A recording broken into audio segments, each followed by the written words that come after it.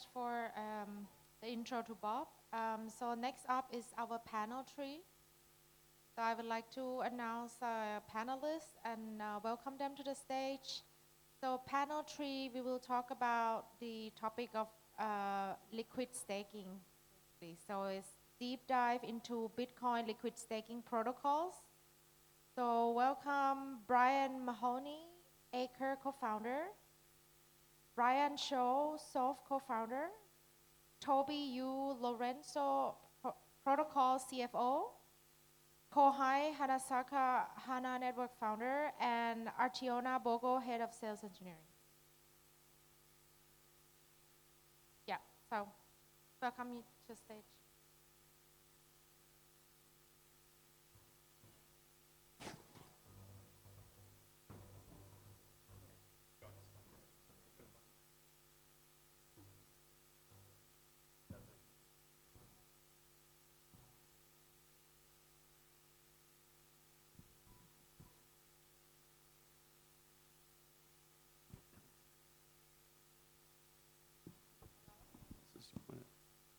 Test? Okay.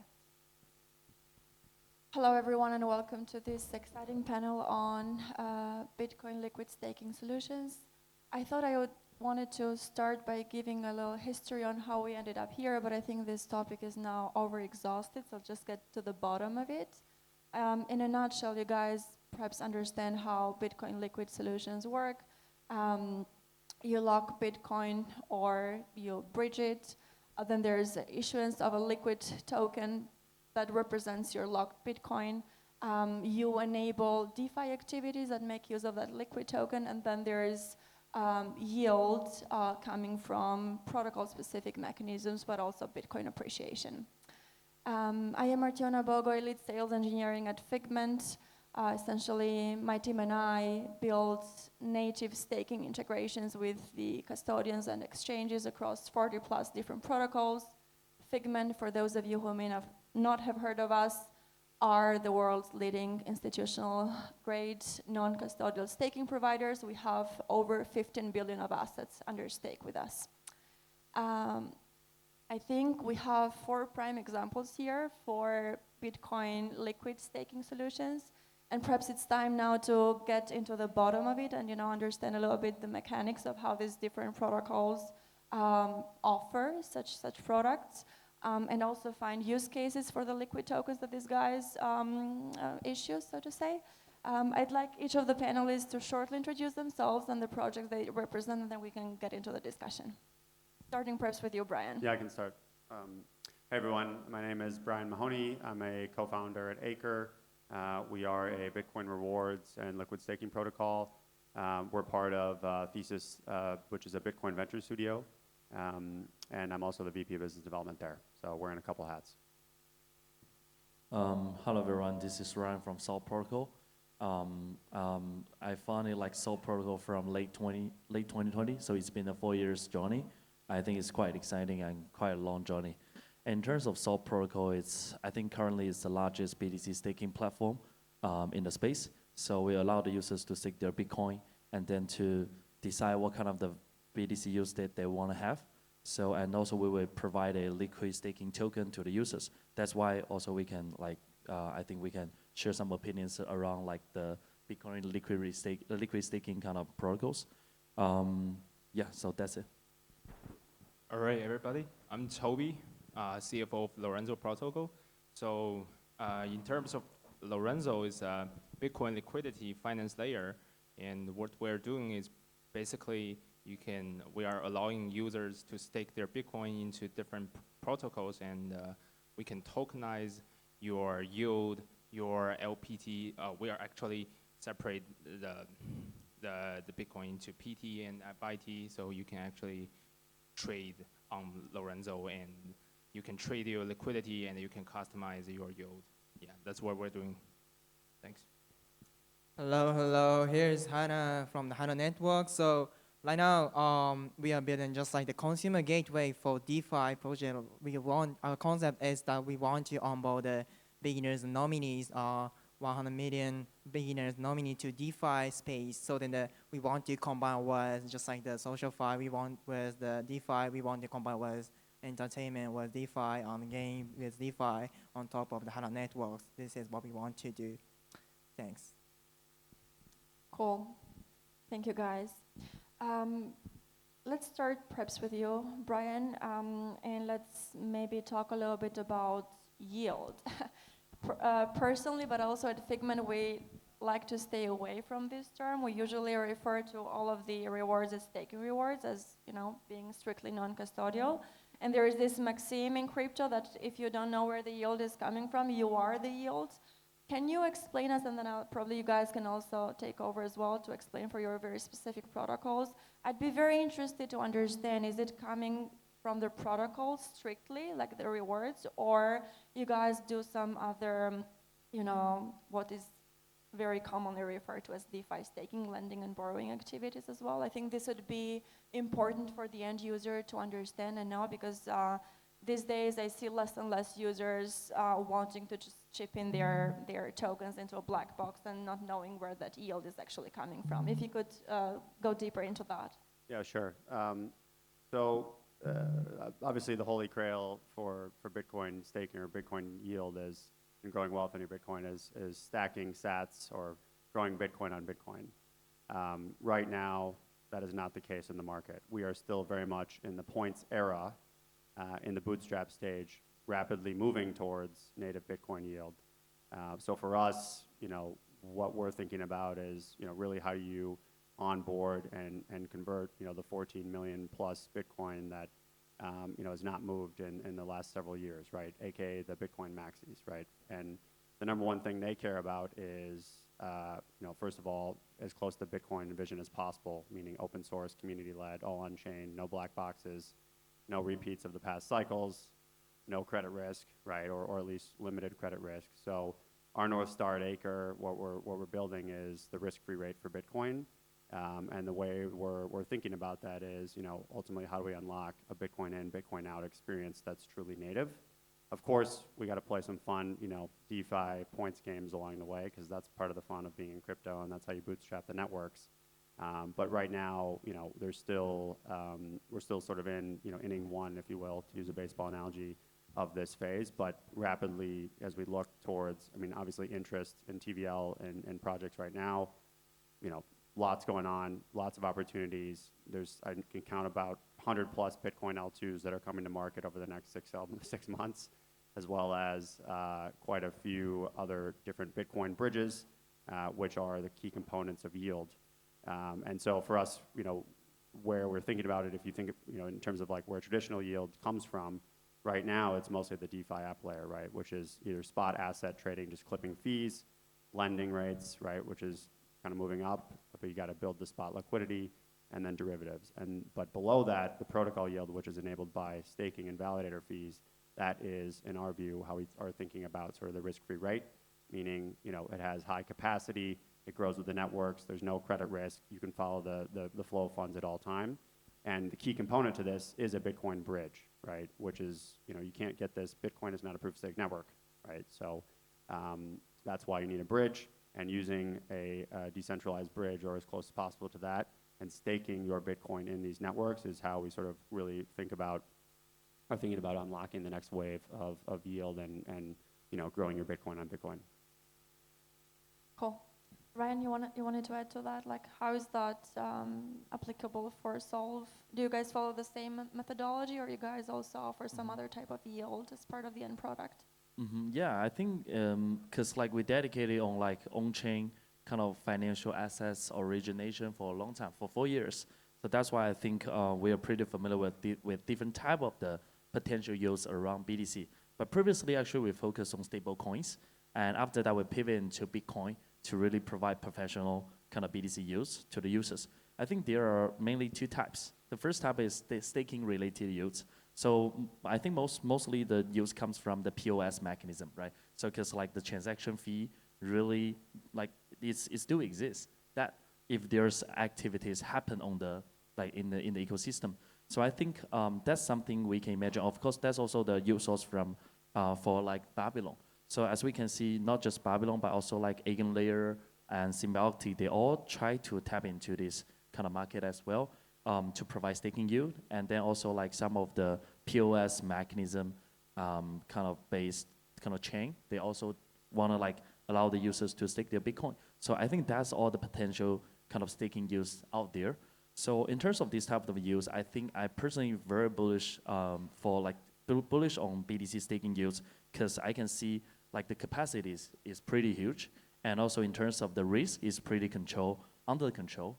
That's why I think BTC staking is something that gonna pull the trigger for like the I think make the BTC vibe become a buzzword in the following 1 year. So this is a BTC staking use. And the second type is some trading strategy related use, because as we can see, a lot of trading activities happen in the space. So that's why I think there are like two small kind of categories here. One is CeFi trading strategies, including like options, arbitrage, and also funding rate arbitrage, these two types.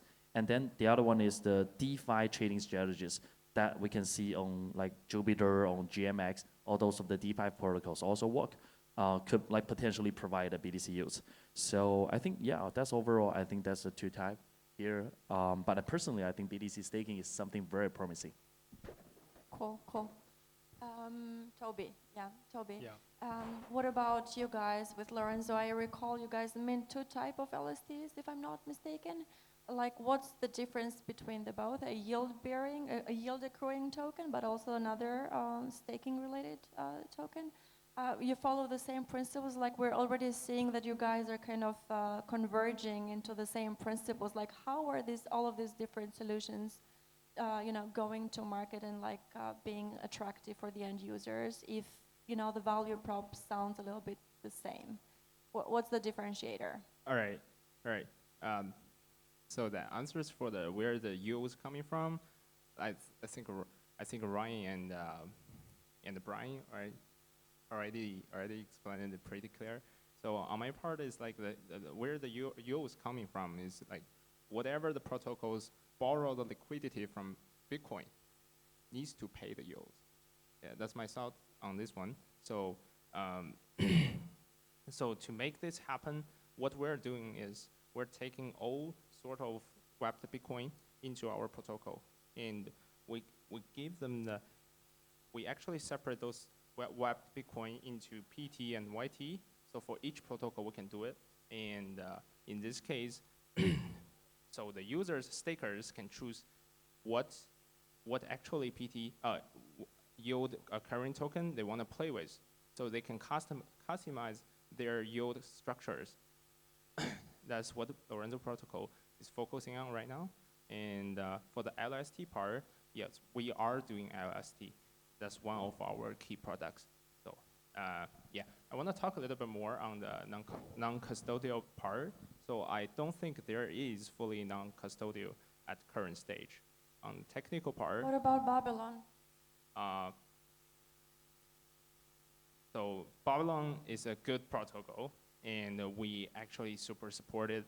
And for the non-custodial part, I just don't think there is fully non-custodial right now. I mean, Bitcoin stays locked in your wallet. There is a staking transaction with 3 conditions, with a slashable condition as well, and it never leaves the wallet. I think it's the prime example for being a fully non-custodial. I think the fully non-custodial is based on it has to have solid BitVM or OPCAD plus DK. Sure, until we reach that stage, yeah. Yes. That's when the fully non-custodial array is coming, right? Yeah, in particular, we have evaluated all of these all tools, and we'll probably onboard more of the solutions out there. Hopefully, also you guys, all of you here. For now, we're live with Babylon and Stacks, and we really like the Babylon approach precisely because it appeared to be a bridgeless solution, whereby every time lock is depending on a user's wallet, and that Bitcoin never leaves their wallet. So it seemed to be rather of a safe approach to start with.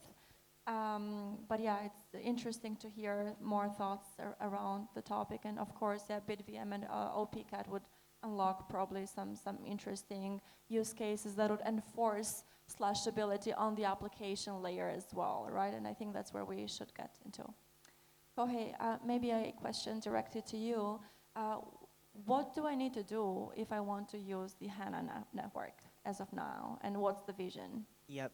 So our stance is different from other protocols. So then about the yield, so our yield is coming from so our mechanism is simply just like the aggregator, DeFi aggregator, just like as the LST and the LLT particle. So our yield coming from just like some Babylon LST and LLT on top of the Babylon X system on the other staking X system as well. So then but our focus point is that we want to onboard the users by the non-monetary desire and motivation as well, just like combined with just like the card game with DeFi and the card game on this social file with DeFi project. So then we want to provide just like not only the capital inflow to the protocol and also to the users as well, not only, but also we want to bring just like the attention inflow and the user engagement to the DeFi protocol as well as aggregator. So then, yeah, this is our stance, and also my prediction is that so then some DeFi project can be commoditized in the long term and can be just like the modular part in the long term. So this already happened in the other X system, not only the Bitcoin system. So then what we want to do that is like so we want to do just like the consumer application can be bundled at some DeFi project as a modular part.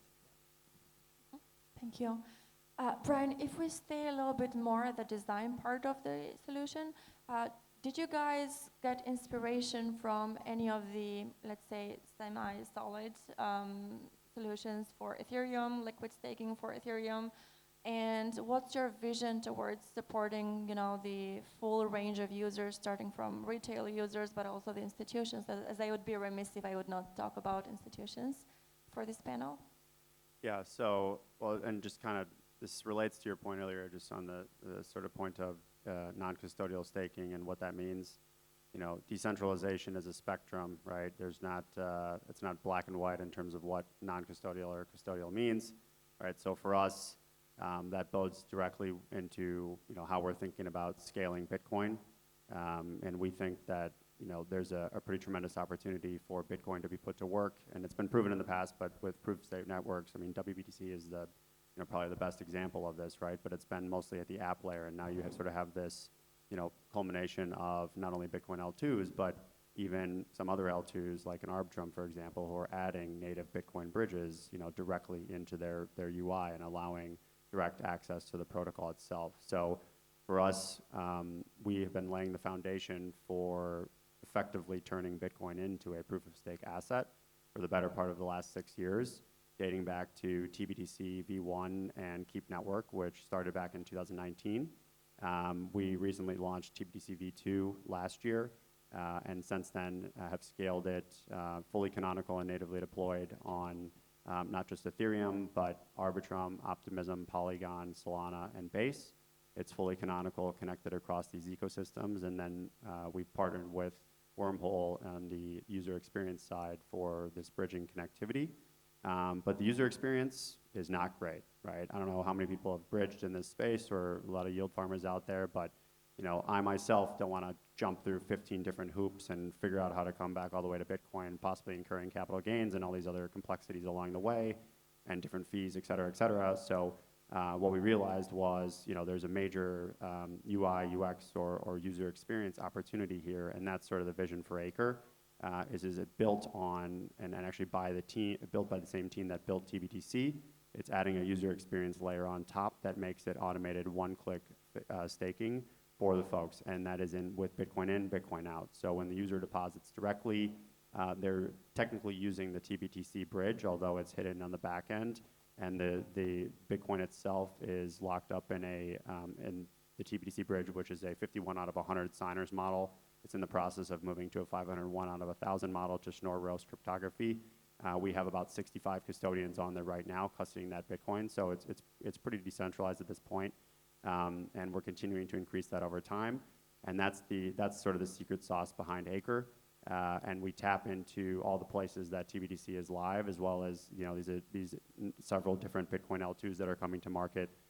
One of them is in our portfolio, Mezzo as an example. It'll have TBTC as the gas asset on Mezzo. So users will be able to stake directly on Mezzo and earn rewards natively in Bitcoin, not just with TBDC, but you could also use other assets out there like Solv, which has been a great partner of ours so far. And so for us, we think the major innovation is just making this super easy and kind of that one-click experience, and then it fills the void that's been left by the centralized lenders and all these other guys that blew up in the post-FTX world. Because let's face it, people want to grow their wealth, they want to grow it in Bitcoin.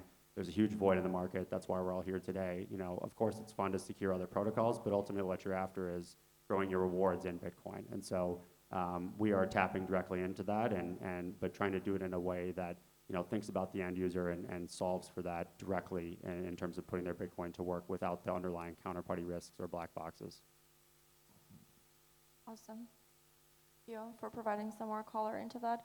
Perhaps you guys want to touch a little bit as well on the adoption side and the go-to-market for the respective protocols. I think that's a very important piece that we need to get into when discussing about the protocol itself. You mean like the go-to-market strategy, right? Or how you're going to get adoption, like how are you Yeah. going to get more users to use Solv protocol? And Yeah. Ryan, Talk about I how you're think crushing it. you have also pioneered this concept of the financial NFTs, which I think is kind of a pretty interesting term. Like, what is that? And it's like, to whom are you appealing, basically, with this new concept through Solv? Yeah, appreciate that. Yeah, I think that's a very good question. I think in terms of like the adoption of like the BTC-Fi and also the adoption of the Solv protocol, I think the main strategy here is that we do have a strategy to build gateway for the users to participate into like the BTC-Fi and with a very kind of easy user experience. So we realized that I think maybe I need to share some data first. We got around like 22,000 Bitcoin already staked into Solv from 370,000 users. So a lot of people keep asking like, how you make it? I think the key reason is that we built gateway to own BNB chain because we realized that like there are a lot of users in Binance that firstly they are holding BTC. Secondly, they want to get BTC yield. They want to stake their BTC. So we just deploy the product there and do a lot of marketing and a lot of collaborations, kind of activities there and events there, campaigns there, and then we get a lot of users from Binance. We can take a look at we just try to monitor the activities on the platform every day on a daily basis. There are like thousands of users withdraw their Bitcoin from Binance.com to BNB chain and stake their BTC with one click into Solv. So that's the step-by-step kind of the experience for the users. I think if you got like 3 steps for the users to participate in, then there will be a kind of less users to participate, like maybe 1%. But if you get 2 steps, then 10%. If you get just 1 click, then it's 100%. That is very easy. So I think this is the key thing for most of the BTC-Fi kind of the platform should think about. So I think that's the main reason. Love the enthusiasm. I'm getting a sign we need to wrap up quickly. So perhaps over to you, Toby and Kohei. Or maybe we can also do like a full round robin here. What excites you the most for the upcoming 6 to 12 months in terms of both perhaps challenges but also opportunities? Maybe starting with you, Toby and Kohei, and then we can move on to Brian and Ryan to wrap this up. Yeah, like I said before, I'm super bullish on the Bitcoin ecosystem, and for us, Lorenzo specifically, I think we can make the massive adoption by just attracting all the retail investors to our platform and trade. Why would they want to trade with us? Because we can. Some of them are not Bitcoin holders, so which means they cannot stake Bitcoin to participate the beautiful project like Solv, right? But they do have the right to buy the yields from us, to trade the yields from us. So which means we can have all the users want to participate in the staking market, which is a lot, and we can also have the users do not have Bitcoins can also participate in our protocol. Yeah, and for the next 6 to 12 months, I think Bitcoin ecosystem is definitely going to be one of the most exciting thing to have, and let's see what's going to happen there. All right. Yep. So our plan is that. So then yeah, I'm also the bullish on the Bitcoin ecosystem, but I think the DeFi experience can be changed. So right now the DeFi users is so passive experience right now, just staking and also the own position. That's it. That's it. This is a DeFi experience, but I think that can be more interactive with users on the protocol as well, between users and the protocol. So then yeah, we have to learn from the other ecosystem on the other industry as well. Like let's see, just like for example, Blast ecosystem, like a fantasy top on top of the Blast. So their users is so interactive, and also they change just like a crypto Twitter space, and they change just like a distribution channel as itself. So for the adaption, so we can adapt, we can apply that kind of the mechanism to our social card game as well, for the users to onboard our project as well. So yeah, again, so my stance is that so the mobile gaming or mobile social application can bundle some DeFi project as a modular part. This is the next topic and next year, I think. So this is what we want to do. Thank you. Brian, five words. I'm just excited for the next bull with Bitcoin leading the way. Thanks. Ryan, you want to wrap this up? Yeah, I think like I personally like very bullish on like BTC staking as I just mentioned, right? Yeah. We're getting the look. Yeah, exactly. Thank you so much, and Thank you. we'll be in the audience, so you guys can approach us if you have further questions. Yeah.